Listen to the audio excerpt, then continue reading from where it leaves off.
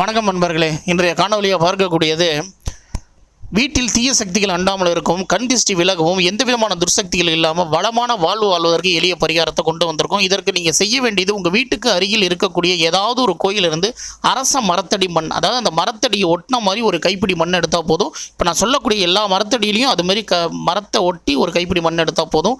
வில்வ மரத்தடி மண், வன்னி மரத்தடி மண், துளசி செடி மண், அந்த துளசி தொட்டியிலேருந்து கூட ஒரு பிடி மண் எடுத்துக்கலாம். அதுக்கப்புறம் குலதெய்வ கோயிலில் உள்ள மரத்தடி, ஏதாவது ஒரு மரத்தடியிலேருந்து ஒரு கைப்பிடி மண், இந்த 5 விதமான மண்ணையும் ஒரு மஞ்சள் துணியில் கட்டி உங்களுடைய வீட்டின் தலைவாசல் வெளிப்பக்கத்தில் உள்பக்கம் நிலைக்கு மேலே ஒரு ஆணி அடித்து அந்த ஆணியில் அதை மாட்டி விட்டுருங்க. இதுக்குன்னு தனியாக நீங்கள் தீப தூபம் காமிக்க வேணாம். பூஜை செய்யும் பொழுது அதை இதுக்கு சேர்த்து தீப தூபம் காமிங்க.